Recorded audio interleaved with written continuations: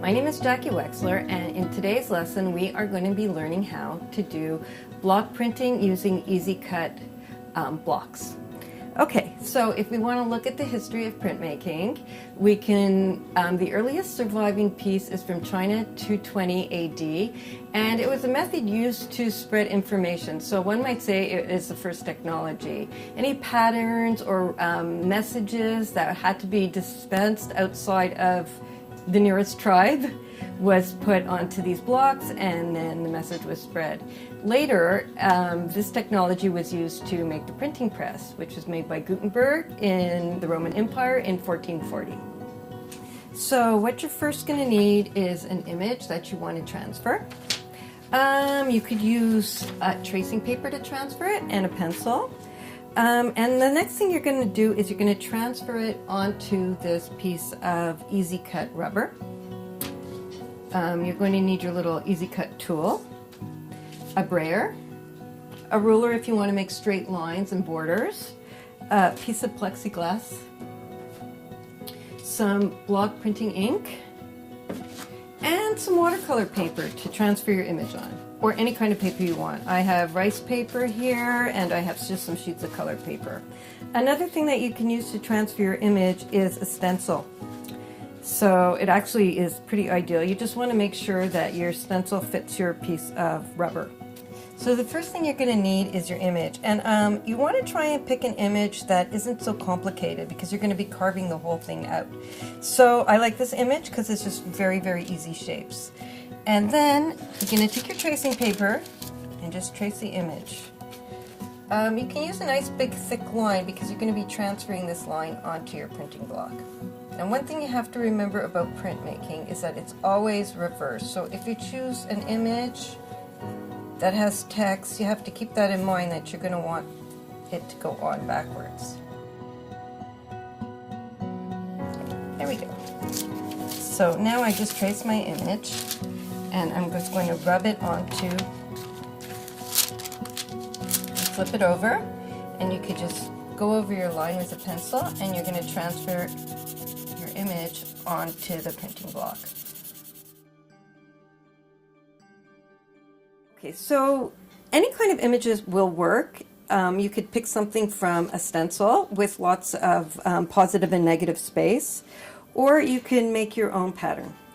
And now we're ready to start carving. So when you get your tool, the first thing you do is unscrew the back, and you'll see that we have different carving tools. So when you're making your image, you want to use all the carving tools, but first it's best to start off cutting a thin line, and it's a bit like sketching. You don't want to go super dark with your first line, so you just take the blade and insert it into the top of the tool and screw it on.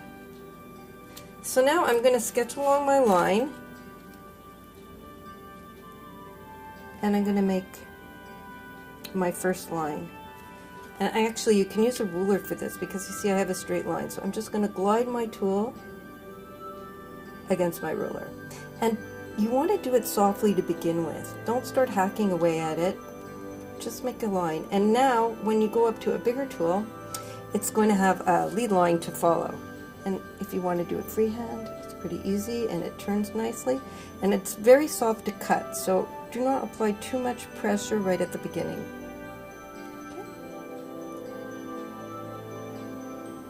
So that's my first line. So now I'm going to go skip ahead to the next step, and I'm going to start to dig out my line. So I'm going to take the next tool. So next I'm going to use a scooper tool to scoop out my line. And again, you don't want to start off with too much pressure because you can't go back and redo those lines. So do it lightly with this tool too, because it takes out quite a bit of. And you can also run it against your ruler, and you see how nicely it carves into the rubber. And I'm just going around the whole shape of the guitar with this tool lightly. And when I go for a bigger tool, the bigger tool usually falls into the groove. Okay, so now that I've carved out my image, I've worked from my image outwards. Now I'm ready to use a bigger tool, which if you could see has a thicker groove to it. And I'm taking out bigger pieces. but I'm still careful not to press too hard because you can really push through to the other side. And another thing to know is when you're using a sharp tool, it is important to keep your hand behind the blade, like I'm doing here. Not like this, but it has to be behind the blade so that you don't cut your fingers off.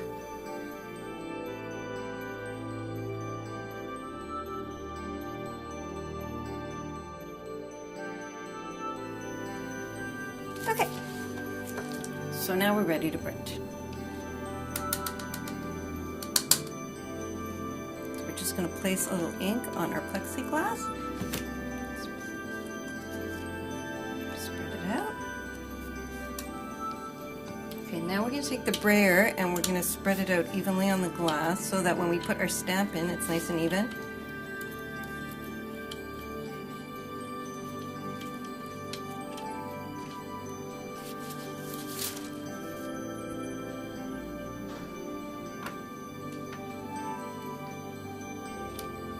Press it on nice and evenly.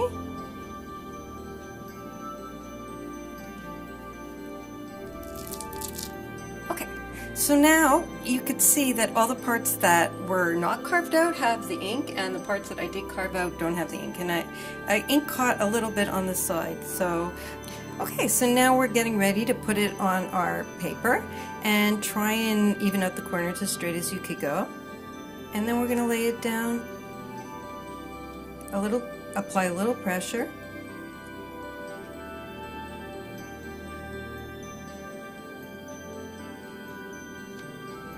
And see what we got.